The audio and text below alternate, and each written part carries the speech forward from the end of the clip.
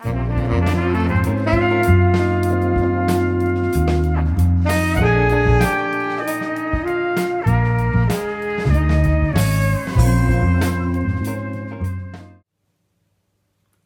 vinyl community, as promised in my earlier video, my latest arrivals, I've thought about my top 5 coloured vinyls that I own. I'd like to say before I go through these, I don't buy albums just because they're on coloured vinyl. If there is a coloured version and a normal version, yes, I'll try and get the coloured version just because it feels a little bit more exclusive, but I would still have bought all of these albums that I'm going to show you regardless of their colour. It just so happens I managed to get the coloured versions, which I'm, quite happy about. A couple that didn't make the cut, and they only didn't make the cut because I've already featured them in videos and I don't want to repeat myself too much, but they're Super 8, which is the Vinyl Me Please edition, and that's on green, slightly see-through green vinyl. There's Grey Tickles and Black Pressure by John Grant, that's a white, creamy white vinyl. Again, I've done an unboxing review on that one a few months ago, so I'll put the links in the bottom. The obvious one is the Blackstar, David Bowie Blackstar, that's on clear vinyl. Is that coloured vinyl? I think it's a variant, so I'd class that as a coloured vinyl. Yeah. So there's some that didn't make the cut purely because I've featured them before. I'll put the links in the video in the description down below. So top 5, counting down from, is this epic. David Bowie, 1966. So this is a number of his, excuse me, a number of his early singles before he released his first album in what 67, sorry, which was the DRAM album, which is the one that looks like that. So it's a number of singles, a collection of singles that he did before that with various different bands and different guises. There's 6 tracks on there. Actually, this is very moddy, and he's went a little bit kind of psychedelic in his first, well, his self-titled album. That one and the one after that one was Space Oddity. Before that, it was very moddy. I'm Not Losing Sleep, I Dig Everything, Can't Help Thinking About You, which is a great track. I really like that. This was a record store purchase from last year, 2015. I don't know how many they did, no idea. It's since come out on normal edition black vinyl, which I would have got hold of if I hadn't been able to get hold of the record store there one. But then me being me, I was in the front of the queue. This was the one I wanted. So you can see that it's on white vinyl. Very nice. It's a nice heavyweight vinyl, and it's a very bright white. Oh well, actually, if we compare it to that, maybe quite slightly off white. So that is number 5 on my countdown. Oi! And as soon as I finish this video, I think I might listen to this one. In fact, every single one of the 5 that I'm going to show you, I kind of want to listen to. So I'll have to be slightly more picky, I think. Okay, so that brings me to number 4. I featured, this is the only one, I've cheated a bit here. I've featured this one in a review before, but it's just such a good album that it's got to be there. It's the Specials. Did a reissue on white last year. I had to get myself a copy. I won't dwell on this one because again I am repeating myself. I have done this before. Again, this is white, same as the other one. I should have really gone for a variant, shouldn't I? But this album had to be my top 5 coloured vinyls just because of the music contained on it. That is phenomenal. The next one, this is one that possibly people won't have heard of before. So this is number 3, and it's called the Mooncat and Moondog, and Suncat Suites by Kenny Graham and his Satellites. So Moondog was a guy that used to, I think it was New York City. Please comment below if you're not quite sure.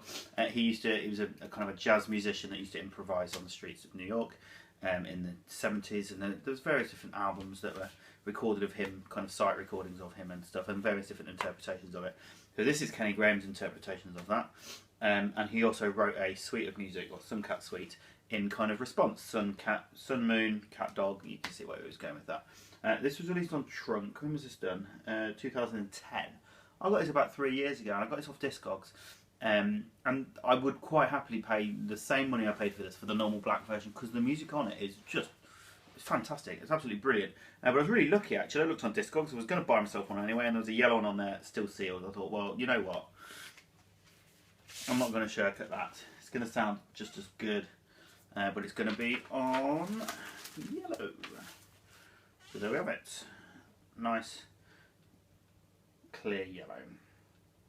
The music on this album is kind of, he's a British jazz composer. I really rate his music. I've got a couple of his albums. He's done 2 on trunk releases. One was the Small World of Sammy Lee, which is a film soundtrack. But this is fantastic. I mean, it's way before its time. Was it 1960 something? Can't even see it on there now. I'm just looking for a date quickly. 1956. Okay, even earlier than I thought. But it's got some real kind of almost techno kind of trance elements to it. It's got this pulsating percussion that just repeats over. And he used I mean, this is Kenny Graham and his Satellites, but he was part of a group called the Kenny Graham and his Afro-Cubists, and that makes a bit more sense. The percussive element, it's fantastic. I can't recommend highly enough going and finding this on YouTube. Just have a listen to, and then buying a copy of it and listening to it on your vinyl player, because it's just great. It gets played regularly for me, and I'm really lucky that I got a yellow copy. Again, doesn't bother me if I didn't get a yellow copy. Okay, that brings me to number 2.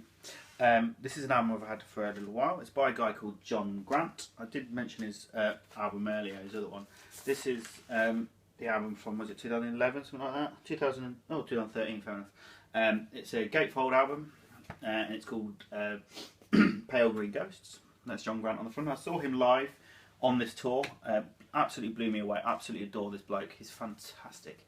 And again, if you don't know his work, you should go and figure it out. He's got 3 albums, solo albums. So Grey Tickles, Black Pressure, this one, and the one called The Queen of Denmark, which is his first album. Before that, he was in a band called the Tsars, C-Z-A-R-S. It's in kind of old Russian rulers.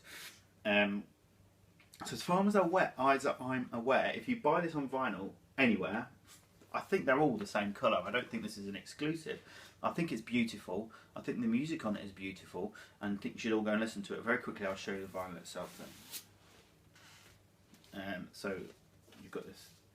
It's called Pale Green Ghost, so you can guess what colour that's going to be. There you go. It's like a minty green. I think that's absolutely beautiful. In fact, I think I'm going to play this one first. I haven't listened to this one for a little while. I will tweet this in just a moment when I start playing it. So yes, go and listen to this if you've not listened to it before. It's a beautiful album. It's a grower, not a shower. Okay, it takes a few listens. First time I heard it, I thought, yeah, that's nice. Nothing spectacular. I like that. That's okay. And then I listened to it again. I thought, actually, yeah, that's quite a lot of merit in that. His songwriting's very unique. He uses a lot of electronic instruments, and his production techniques are very Scandinavian.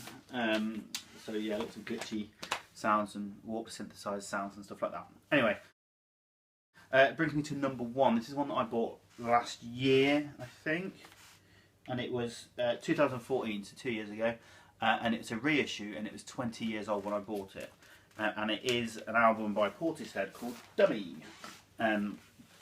Absolutely seminal album from '94, kind of core to the British trip hop scene of the time. I've got this on CD. I couldn't find an original on vinyl, and I saw on my Twitter feed, I follow Island Records, and I saw the Twitter feed said they're going to re-release it, and the first, I don't know, 500 or so were going to be on coloured vinyl. So I thought, well, I'm going to order it. If I don't get the coloured one, I don't care. I want this album in my collection. I really want the remastered version. So I ordered it, and I was really chuffed when it came through. It is a gatefold, it's in its cellophane, so I'm not going to take it out. But I was really made up when it came. There's a download card. I haven't used that yet.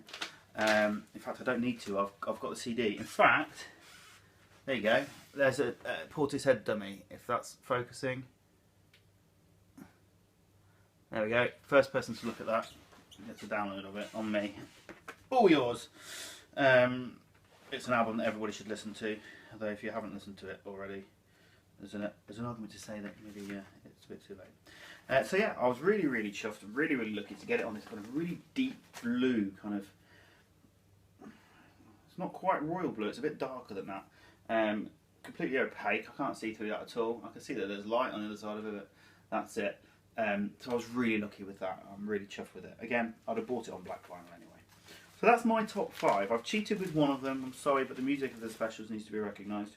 You'll notice that the Manic Street Preachers have not featured in my countdown. They usually feature in everything musical that I ever talk about. So that might come as a bit of a shock to you. If I'd have waited to do this until after the weekend, then they would have featured. I'm getting, or hopefully, I'm going to try my best at the weekend to get a special pressing of Everything Must Go. They're doing on a pale blue, the same colour as the Everything Must Go box. If you've watched the video, you'll know. If you haven't, by all means, go watch it. So HMV, the big chain store over here, which I don't like to shop in, is doing an exclusive blue pressing of it. And if I don't get my hands on it, I'm going to cry over and over again. Why do I need it? I've got two vinyl copies and about 5 CD copies of that album. Why do I need it? Just do, I'm afraid. Why does my wife need to buy more shoes? The same reason, I suspect. I hope you've enjoyed my countdown. I'm sorry if there's anything on here that maybe you think I should have put on there that maybe I've reviewed in the past. Again, I've tried to avoid things like the Clash that we looked at before and all that kind of stuff. I've tried to avoid the coloured stuff that I've already talked about. Maybe I'll do a picture disc one next. I've got a few picture discs. Maybe I'll do my top 5 picture discs. I don't know. But for now, thanks for watching. It's my second video in one night. I usually do one a month. How about that? You lucky people. Subscribe if you haven't already. By all means, please send me a message. Follow me on Twitter. All that kind of stuff. Thank you. Take care. Bye-bye.